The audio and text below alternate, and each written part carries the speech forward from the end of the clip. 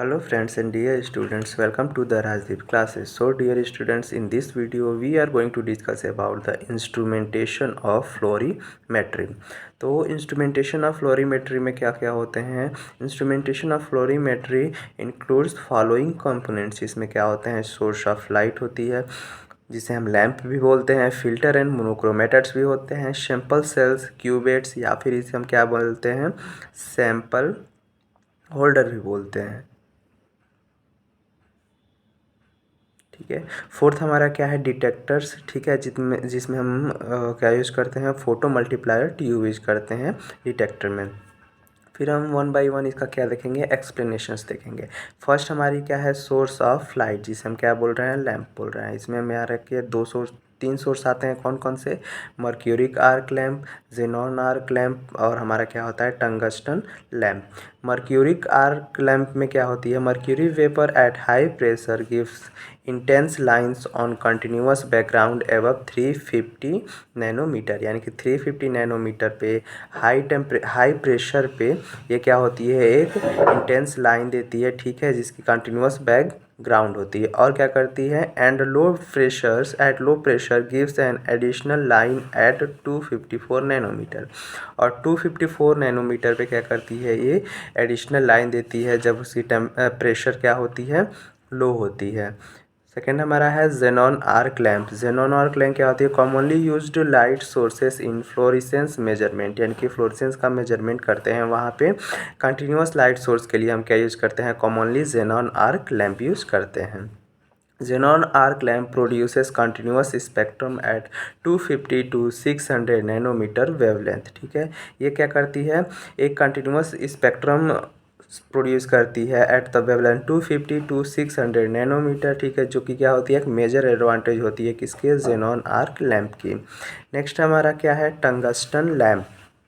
Tungsten lamp में क्या देखेंगे हम, ठीक है, जो टंगस्टन लैंप्स होते हैं वो क्या होते हैं, it is low intensity lamp. इसकी क्या होती है, इंटेंसिटी लो होती है as compare to the xenon arc lamp या फिर मर्क्यूरिक आर्क लैंप। और क्या करती है, tungsten lamp produces radiations of visible region. ये क्या करती है, ऐसे रेडिएशंस प्रोड्यूस करती है किस रीजन के, विजिबल रीजन के। ठीक है। सेकेंड हमारा कंपोनेंट क्या है, फिल्टर्स एंड मोनोक्रोमेटर्स। ठीक है, इसमें हम क्या देखेंगे, फिल्टर्स क्या होती हैं। Filters works on the principle of absorption of unwanted light and transmitting the required wavelength of light. Filters क्या करती हैं, जो भी अनवांटेड हमारी लाइट्स होती हैं उनको क्या करती है, एब्जॉर्ब कर लेती है और ट्रांसमिट करती है किसको, उस लाइट की वेवलेंथ को जो क्या होती है, रिक्वायर्ड होती है। फिल्टर्स में क्या क्या, दो तरीके की फ़िल्टर्स आती हैं, एक हमारी प्राइमरी फ़िल्टर होती है, एक हमारी क्या होती है, सेकेंडरी फ़िल्टर होती है। प्राइमरी फ़िल्टर क्या करती है, absorb visual radiations and transmit UV radiation. ये क्या करती है, विजुअल रेडिएशन को एब्जॉर्ब करके यूवी रेडिएशंस को ट्रांसमिट करती है। ये कौन सी हो गई, प्राइमरी फ़िल्टर। ये सेकेंड क्या है हमारा, सेकेंडरी फिल्टर है। ये क्या करती है, absorb UV radiation and transmit visible radiation. यानी कि अगर देखें हम कि प्राइमरी और सेकेंडरी फिल्टर में क्या डिफरेंस है, तो प्राइमरी फिल्टर क्या कर रही थी, विजिबल रेडिएशन को एब्जॉर्ब करके यूवी रेडिएशन को ट्रांसमिट कर रही थी, और हमारा सेकेंडरी फिल्टर क्या करती है, यूवी रेडिएशन को एब्जॉर्ब करके विजिबल रेडिएशन को ट्रांसमिट करती है।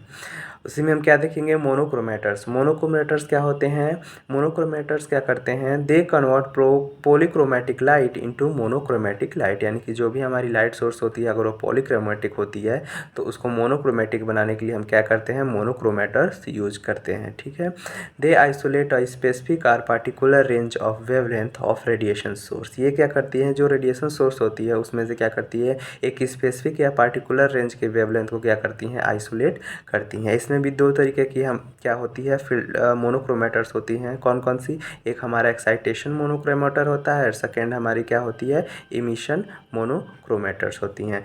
एक्साइटेशन मोनोक्रोमेटर्स क्या करती हैं, provide suitable radiation for excitation of molecules. यानी कि जो भी मॉलिक्यूल्स हमारी सैंपल में होंगी उनको क्या करने के लिए एक सूटेबल रेडिएशन प्रोवाइड करती है, किसके लिए, उनकी एक्साइटेशन के लिए। इमिशन मोनोक्रोमेटर्स क्या होते हैं, isolate only radiations emitted by fluorescent molecule. ये क्या करती हैं, जो भी हमारी फ्लोरेसेंट मॉलिक्यूल्स होती है उसकी जो रेडिएशंस होती हैं उनको आइसोलेट करने का काम किसका होता है, हमारा इमिशन मोनोक्रोमेटर्स का होता है।